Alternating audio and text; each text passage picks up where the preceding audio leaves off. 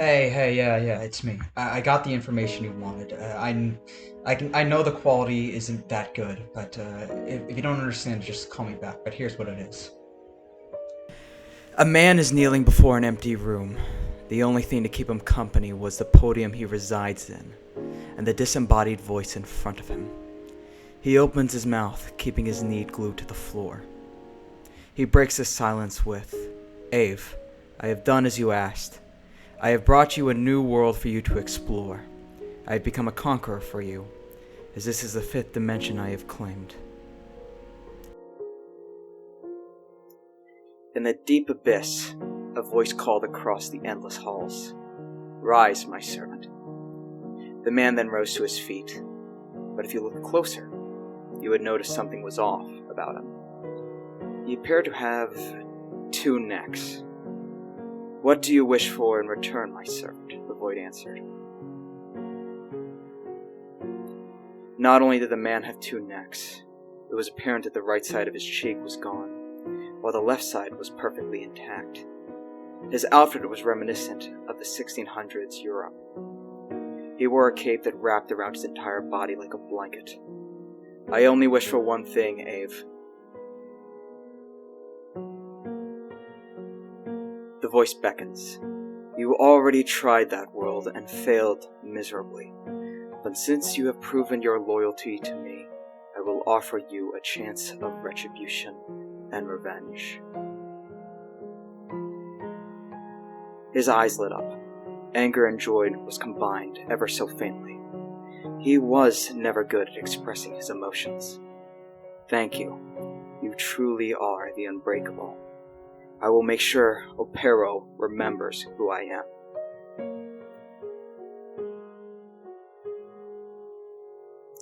Another man, dressed extremely formally, wearing a bright vest and a dark undershirt with a striped tie, is seen leading his guests down the exhibit.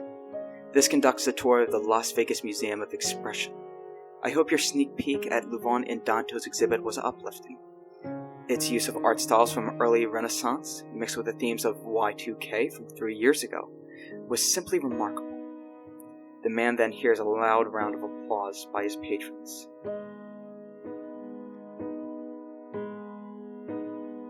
He cannot do anything else but bow in front of a visual compliment. Again, my name is Ian Lander. I am the owner of this establishment. From the bottom of my heart, I thank you for your generous contributions to the museum. If you are interested in how you can help my goal further of capturing this world in time, I will have your tax write-offs faxed within the night. One by one, the many guests leave, but not before writing a check to Mr. Lander of a generous sum. As Ian flicked the lights, and the only thing illuminating the room was the glow of the walk path, Ian felt a cold and strange hand press against his shoulder. The joints were sharp, and not like a human hand. Ian was not fazed by this. He turns around and looks directly at his uninvited guest. Behind him was an eerie creature that possessed no flesh. Its back was arched in the wrong way, and the legs were even more crooked. His skull was pointed in a strange fashion, but nevertheless it was smooth. It possessed no mouth to speak of. Ian gave a big grin, as if this was common, because it was. He flicks his hair and says, "To the one skeleton that could sneak up behind me, how are you, Navirion?" The skeleton possessed 3 arms, one on his right and 2 on his left. He wore a short of the local band dragon. The creature did not speak, but instead threw his hands in a strange pattern that only Ian would understand. It translated to, "Take off that mask and pay attention, Opero. We need to get you out of here."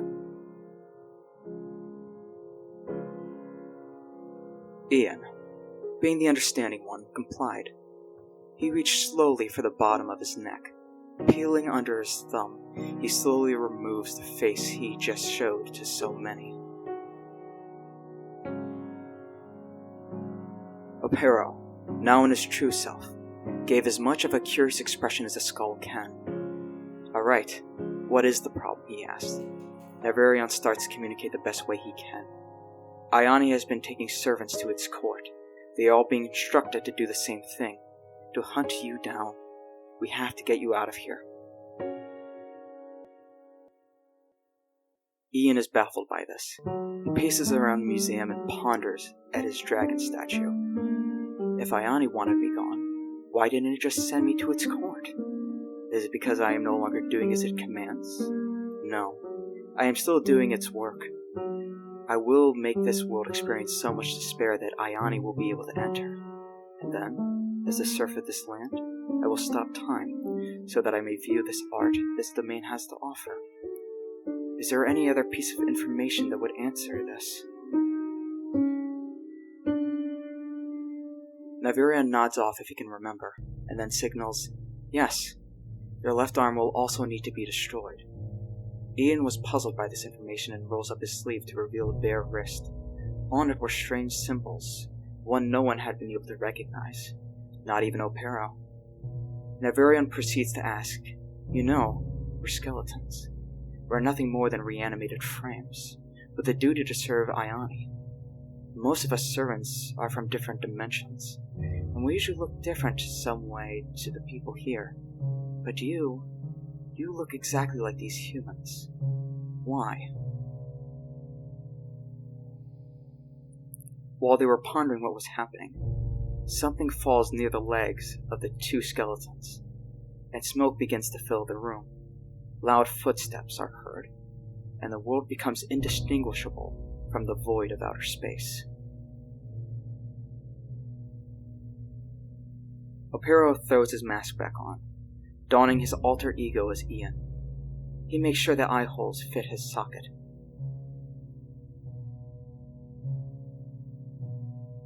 As the smoke begins to thin, he notices someone, armed with an assault rifle, running right towards him. It was impossible for Ian to fight him head-on, as the gunman was too far away. However, Ian was not a human. He was a servant. Ian flicks his hand, and in a fast motion his arm is sent flying towards the gunman. The impact knocks the man back. His mask and hat fall to the ground. The hand does not let go. It's like Ian is still controlling it. The man desperately tries to get the hand off of him, but to no avail. The man was choked into unconsciousness, but Ian was a gentleman, and was not a fan of senseless violence, and let go when he stopped moving. Ian looked directly into the man's eyes. It's no doubt the man Mr. Lantern had fought was human. The concern was that the eye was red, and instead of a normal pupil, there was a triangle in a brighter shade. Ian remembers this detail, and closed the man's eyes while he slept and snored. The smoke completely cleared off, and Ian grabbed the arm he threw and popped it back into his sleeve. He shouts, Navarion, are you all right? Ian looks around, only to find the arm of his closest friend.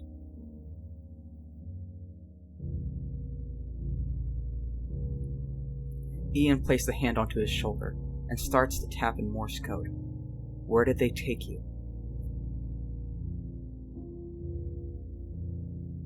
Navarion only tapped back, Casino. Ian sighed before facing the exit. Great. A business associate, he says under his breath, despite no one listening. He then proceeds through the exit. We then turn to a large pool table. It's a crowded night at the casino, and there is not a single leather seat that is open. This table is special, however. It is reserved for only the highest of rollers. A corner only the most committed are allowed. However, most that find their way don't do it to win, but to make connections with the nightlife of Las Vegas. People cheering, drinks finding their way into the guts of the patrons. The ball slowly begins to relax, and it almost appears that it will stop at 5. However, almost like magic, the ball is given life, as it makes its way to 6. As the table was filled with only friends who all gambled on the same value, they became heartbroken that they lost a significant amount of money in such a short time, especially when it felt unnatural.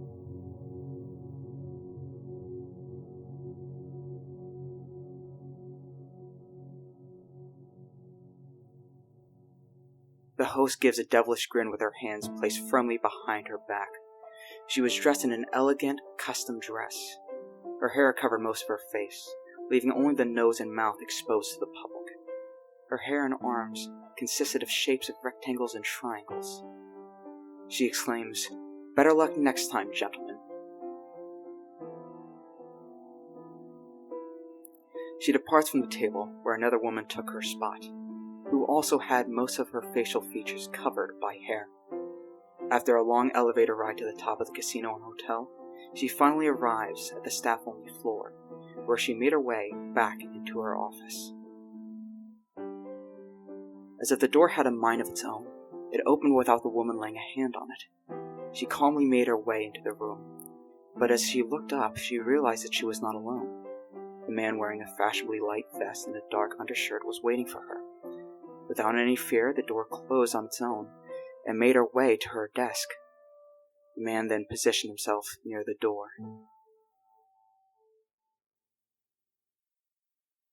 The woman took a seat on her leather chair and spoke. "Looks like my security needs to be scolded," she joked.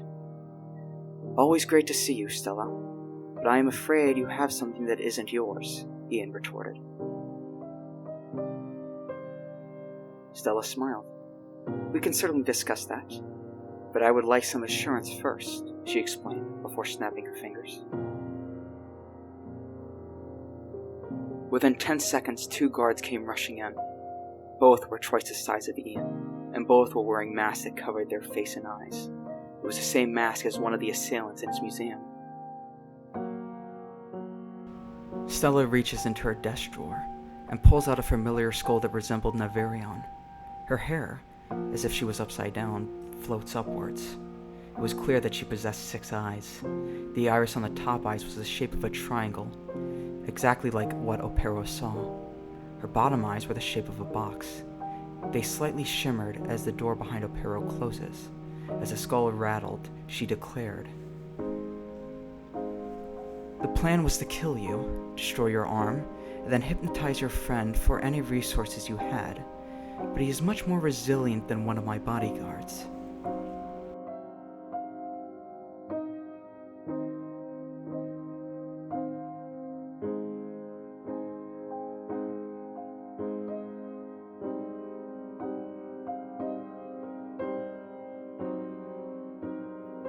Ian, with his desire for a peaceful resolution, attempted to de-escalate the situation. That is because he has no mouth. We communicate through body language that you wouldn't know. However, you and I have been business associates for a decade now. I would sell you paintings of upcoming artists. I would promote them into fame, and then you would donate them to me and write millions off of your taxes. What has Ayani offered you that is more valuable than that?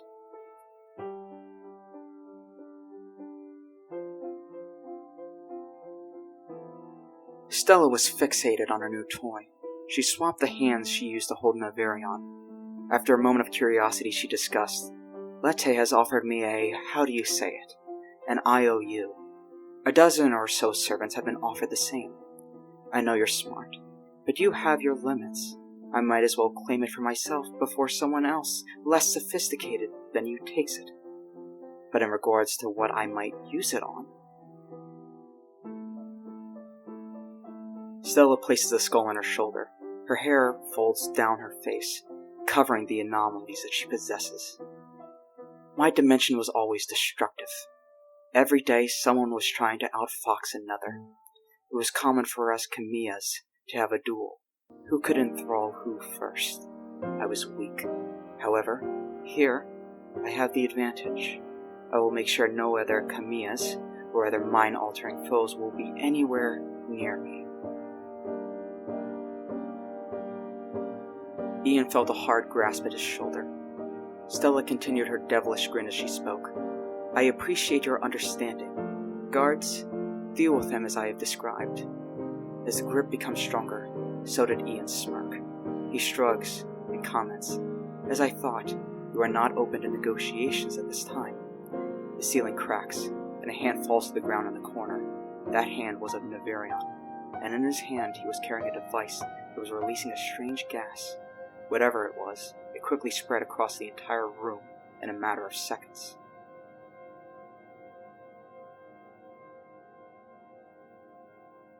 Only coughing was audible in the room for the next 30 seconds, followed by 2 loud thumps.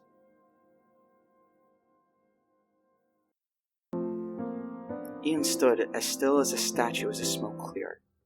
As gas left the room, 2 unconscious bodyguards decorated the floor. They were still breathing, but it was clear that no movement was visible. It is a shame that your guards still need to breathe, unlike a skeleton like Navarion or I. I took some inspiration from that little attempt against me. Ian presumed that an incapacitated Stella was hidden beneath her desk. He grabbed the hand of his friend as he walked across, but it turns out that neither Stella nor Navarion was anywhere to be found, and a strange trapdoor covered by a thin and camouflaged carpet was in their place. As Ian attempted to open the locked hatch, he stands up to realize that a small army of guards armed with assault rifles was looking right at him.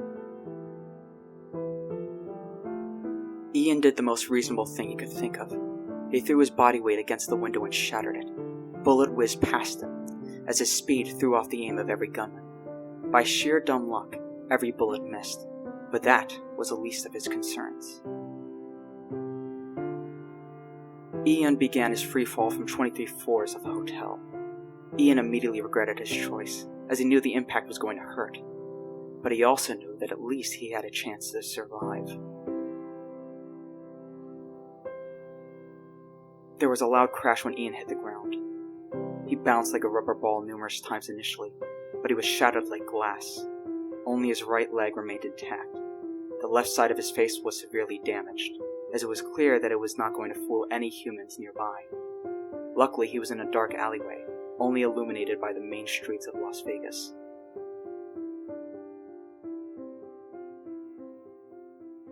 Apero lays up on his one leg. He lets out a big sigh and confesses, "What a shame, indeed." That's all I can piece together from what I can see. I know that this isn't the best way to tell you this information. I'm sure the quality of these 2003 phones just isn't up to par, but I'll keep you posted.